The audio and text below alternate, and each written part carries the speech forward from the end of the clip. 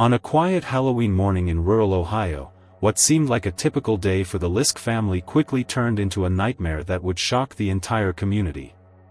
Behind the peaceful facade of their home, a series of events unfolded that would leave 3 family members dead and 1 man as the prime suspect.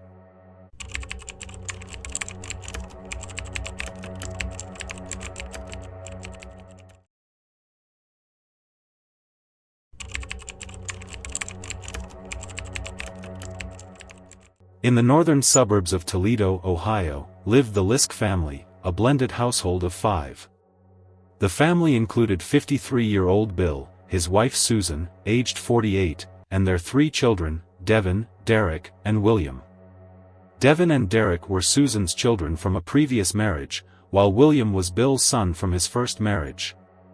The family seemed to live a relatively peaceful life in a spacious home situated on hundreds of acres near Lake Erie, close to national parks and wildlife areas.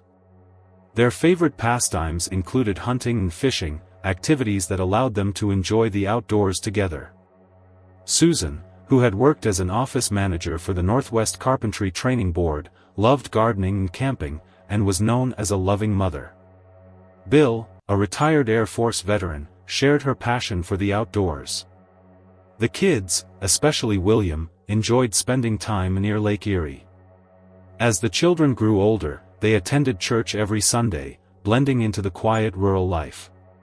However, William had a more turbulent personality.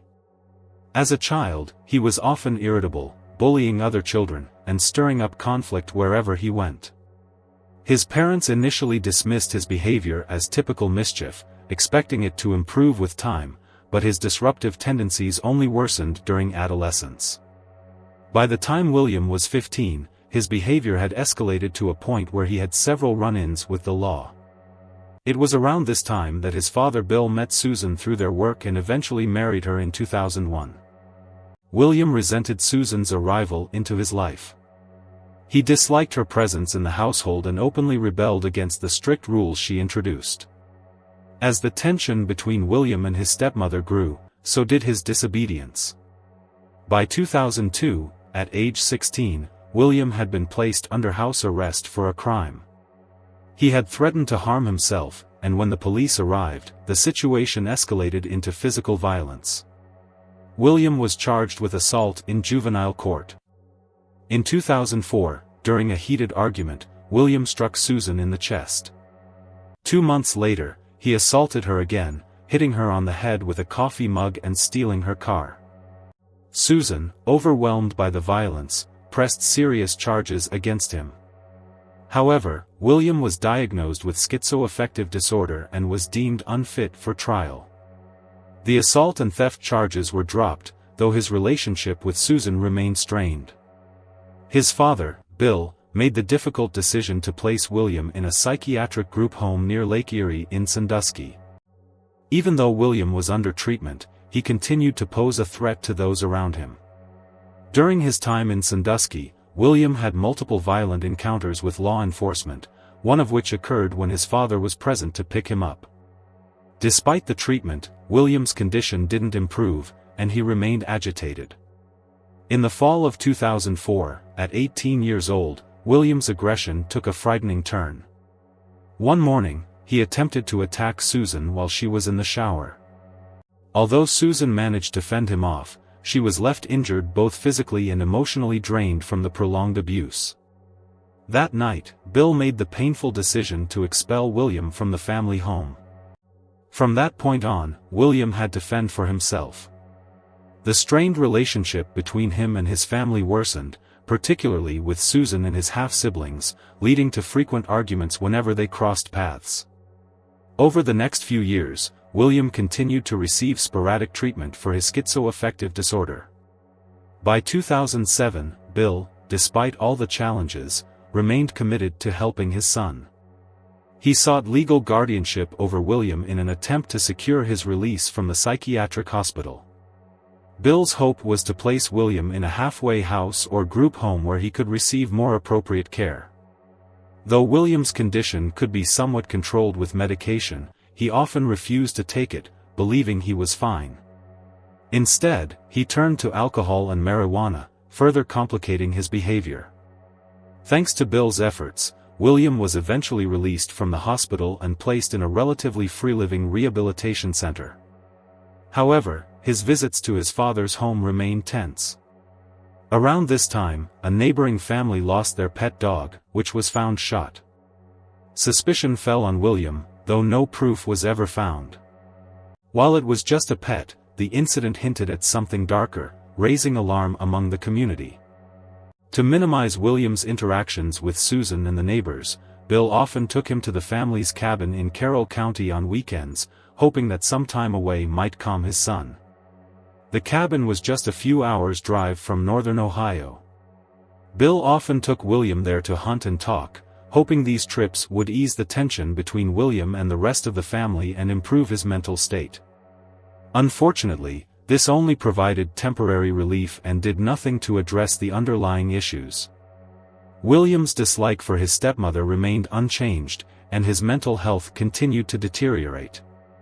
A family friend, Mark, recalled numerous conversations with Bill, where he voiced concerns about the safety of the Liske family when William started causing trouble and had physical altercations with Bill.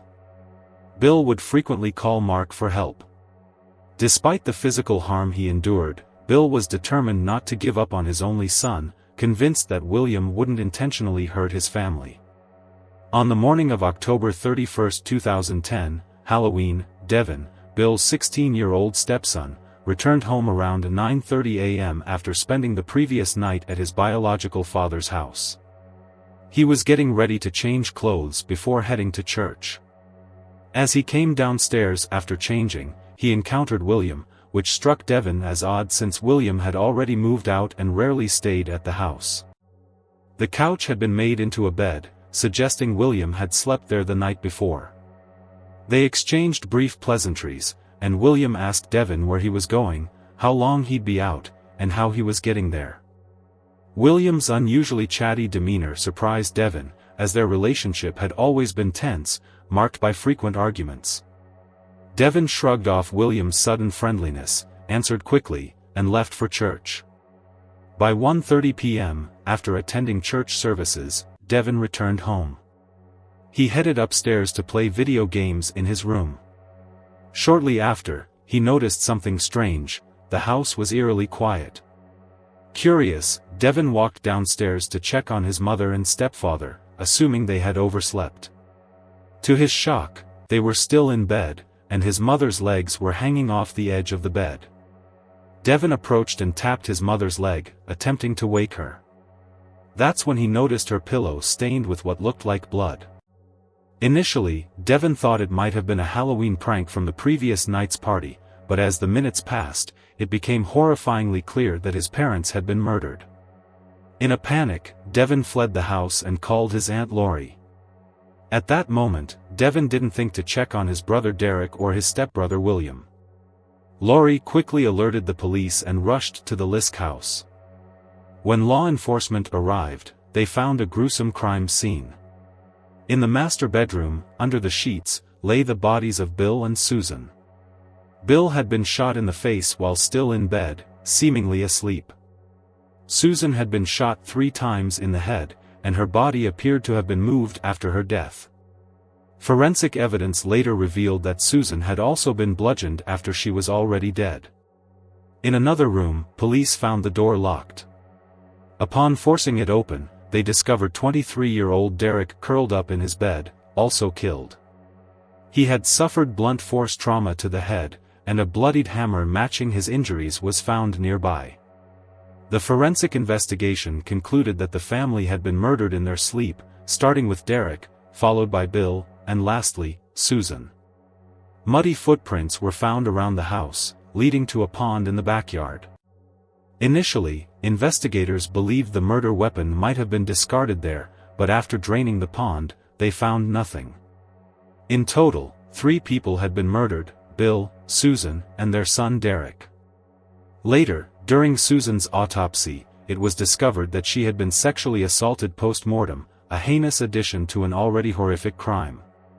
Aunt Lori immediately told the police that she suspected William, Bill's son, as the killer. William had a history of mental illness and deeply resented Susan. He had previously threatened and assaulted her. Adding to the suspicion, William had been staying at the house the night before the murders, and the family's white truck was missing, pointing further in his direction. Neighbors interviewed by the police mentioned hearing some noises, possibly gunshots, around 6:30 a.m. on Halloween morning. But living in a rural area, they didn't think much of it at the time. They also recalled seeing Bill and William returning from a hunting trip the day before and attending a Halloween party with the family that night. Everyone at the party seemed happy, but neighbors noticed that Derek wasn't present, which wasn't unusual given that Derek and William didn't get along. William rarely stayed overnight at the Liske home, but Bill and Susan had been drinking at the party. They allowed William to sleep over after the festivities ended. This exception would later prove to be fatal for the Liske family. Reports suggest that when Devin returned home that morning before heading to church, his family may have already been killed by William. The fact that William spoke to Devin upon his return implies that William chose to let Devin leave the house without warning him. However, William did ask how long Devin would be gone, indicating that he might have murdered the rest of the family after Devin had left for church. Phone records show that the last call from Derek was at 2:02 p.m. the day before the murders. Authorities quickly tracked William down, finding that he had returned to the family's cabin, where he had been hunting with his father less than 48 hours earlier. Bill had taken a week off, and the two had only returned home 24 hours before the killings. A police officer reported spotting a white Ford truck and decided to check the cabin. The truck matched the description of the one missing from the Liske home. As police kept watch over the property, they observed William step out onto the porch, leaning against a post and smoking a cigarette. William was promptly arrested. Surveillance footage from a nearby restaurant showed William purchasing a sandwich. Forensic experts searched the cabin, gathering the truck and William's clothing as evidence. During his initial arrest, William was only charged with a single count of murder, which allowed the police to hold him until further charges could be brought before a jury. The jury would decide if additional charges would be filed. When William was transferred from the detention area to the intake unit, he was instructed to wear a suicide prevention suit, which he refused. An officer was tasked with overseeing William. He insisted that William wear the suit, leading to a physical confrontation where William scratched the officer's face. Another officer intervened, threatening William with a stun gun before he finally complied and put on the suit. Despite this altercation, no further charges were filed against him. The police were already familiar with William, as he had been in and out of trouble frequently. In November 2010, William was officially charged with 6 counts of aggravated murder, 2 counts per victim. 3 of the charges were for premeditated murder, while the remaining 3 were for aggravated robbery. They sought to implement programs aimed at prevention and early intervention for families like the Liskes, aiming to ensure that those struggling with mental health issues receive the help they need before reaching a crisis point. The case also sparked conversations about gun violence, domestic abuse, and the responsibilities of family members when it comes to the care of loved ones with severe mental health problems. Many community members began to advocate for educational programs to help families recognize warning signs and seek help before it was too late. In his prison cell, William was left to confront the enormity of his actions. Over time, he expressed remorse for the pain he caused not only to his family but to the community at large. He began to participate in group therapy sessions, where he slowly started to grapple with the impact of his mental illness and the decisions he made. While some viewed this as a step towards accountability, others questioned whether true remorse could ever be achieved given the magnitude of his crimes. As the years rolled on, the Liske family was never forgotten. Annual memorials were held, and stories of Bill, Susan, and Derek's lives continued to be shared, keeping their memories alive. The community worked to heal and rebuild, with many committing to ensuring that such a tragedy would never happen again. Local organizations sprang up, focusing on mental health awareness and support for families struggling with similar issues.